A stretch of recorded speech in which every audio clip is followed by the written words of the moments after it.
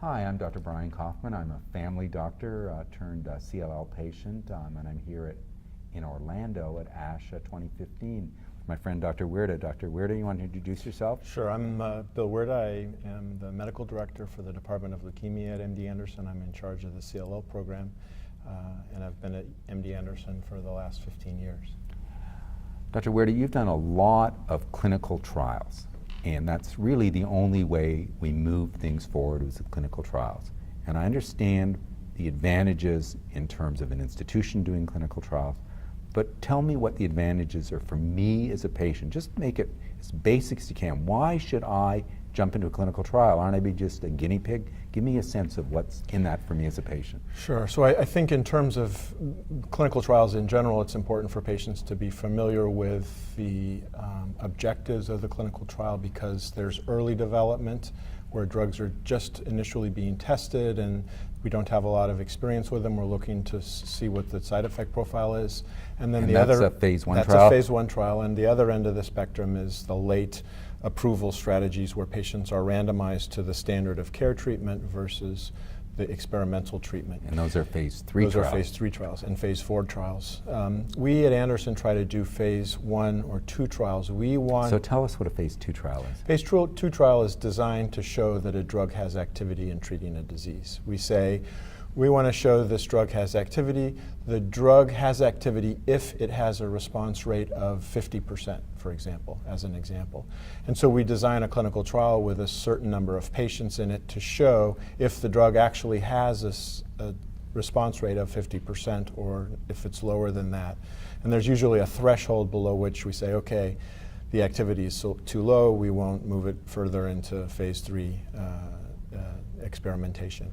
So at Anderson, we like to do phase 1, 2 trials. We're interested in developing new treatments, new strategies. And with respect to that, when patients go on trials at Anderson, or usually the phase 2 trials in general, you know what treatment you're getting. And the treatment we would like to think is either better or as good as, if not better than, what the standard treatment you could get. So there might be different arms in this, but it's not like a randomized Correct. Blind arm. Everybody knows what you're getting. Correct. Patients are assigned to a treatment, and again, the treatment is intended to be at least as good as what the standard of care is, if not better than the standard of care. So for one example, a phase 2 trial that we did a long time ago was fludarabine cyclophosphamide with rituximab. At the time that trial was designed, the standard of care was fludarabine cyclophosphamide.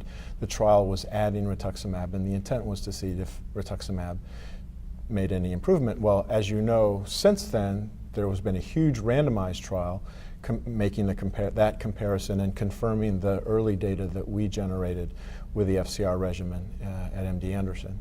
So I think it's important to understand that there are trials where you know what you're going to get, and hopefully that's as good as, if not better than, what the standard of care is, and it usually involves the addition of a new agent or the use of a new agent to treat patients. And then the other design is, as you mentioned, a randomized trial where patients are randomly assigned to the standard of care or the experimental treatment. Those are usually much larger trials. The Germans have been very effective at executing those types of trials because patients, I think, have a little bit less of a choice about what their treatment is in Germany than patients do here. As you mentioned, clinical trials are exceptionally important and critical to making advances for patients and making advances in treatment. It does take courage to go on a clinical trial, as you know, because there is an unknown and we don't know for sure if the treatment is better. But the trials are designed and conducted so that a primary concern is safety. We monitor closely for toxicity, and in some cases we are effective at demonstrating that the treatment is actually effective and the drug goes on, or the treatment goes on to get approval and become the standard of care. Today's clinical trials really are the thing that identifies what the standard of care for tomorrow is. And that's really, again, the only way we can make advance. In terms of what my thoughts are on for what the advantage is for patients, because that was your original question, and that is something that's very important. It's a risk, it takes some courage, it's a risk for patients. They should be educated about what the risks are for the trial. I think one of the advantages, and there have been clinical trials or there have been studies that have reported improved outcomes for patients going on clinical trial. And that's simply because those patients are monitored very closely. They're monitored usually by an expert in that particular disease. We know outcomes for patients who are seen by an expert in this particular disease do better than patients who are seen by a physician who tries to do everything or does everything and is not particularly an expert in that area. So one of the advantages to patients, other than potentially getting a better, more effective therapy, is that they're monitored more closely. They're seen regularly by a doctor on a regular schedule by an expert, and that's, again, dictated by the protocol. But that in and of itself has improved outcomes for patients. And explain to me a little bit about what's involved if I say to you, I'm interested in a trial, or do you tell the patient I've got a trial for them? What happens in the office when you're sitting with a patient who's trying to make a treatment decision? Should they take something that they can pick up at a pharmacy, or should they go on a clinical trial? How does that discussion, do you initiate it? Do they initiate it? What happens? So for me, it's a little bit unique because we're a research institution. Our objective is to develop new treatments for CLL, for hematologic malignancies in general. So by design, we have potentially a clinical trial for every patient who walks through the door. We need to have a trial available for patients who need first treatment, who are elderly and not appropriate for FCR. We have a trial for the younger, fit patients. So our objective and goal is to always have a trial available, and we oftentimes have more than one trial available for any particular patient who walks through the door. And when I sit down and talk to patients about what their treatment options are and what a recommendation is, there is a lot of factors that go into that. We're a large referral center, so patients travel a long distance to come and see us sometimes in Houston, and the feasibility of going on a clinical trial for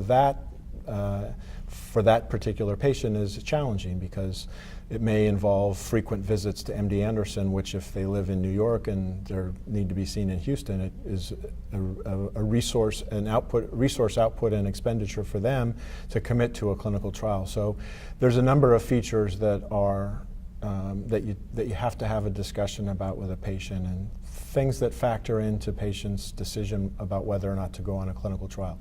I always tell my patients that I make a recommendation to is, one of the things I always tell them is, we're a research institution. I would like to be able to put you on a clinical trial and treat you with a clinical trial. We intend to offer you a clinical trial that is potentially better than what the standard of care is. If that's not something that's feasible for you, I'm happy to make a recommendation for a treatment that you can go home and get and continue at home.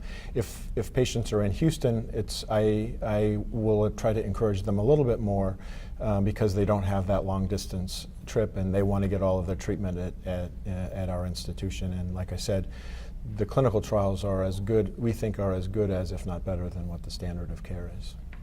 Do you have a sense of, a lot of your career has been around clinical trials, of why it's so hard to accrue patients into these clinical trials? Well, I think part of it is education and getting the word out for patients. We see it's not uncommon for us to see a lot of patients who are informed and educated about what their options are and come to see us for a particular clinical trial or for a particular drug. So in the era of the internet, I think things have improved in terms of information out there for patients, for physicians, et cetera. I think there's a lot of factors. I think it's getting the information out to patients. It's having trials that are available to them locally or in a setting that they can have the trial and participate in the trial.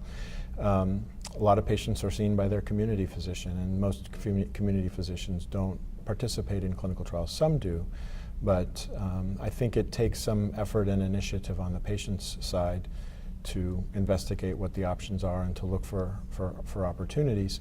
With CLL, the other factor that may be challenging for us is that it's a chronic disease. Patients are relatively well, and we have good, very effective treatments right now at controlling the disease. So it's easy to go to the doctor and say they need treatment for perhaps for their relapse disease, and the doctor says, oh, okay, I got this pill for you, you can take it once a day, and leave it at that. And they can go about their business. They don't have to worry about traveling. They don't have to worry about frequent visits to the doctor, et cetera. Any final thoughts you want to share about clinical trials? Again, as you say, I think the most important thing is that we're not finished with our work in CLL.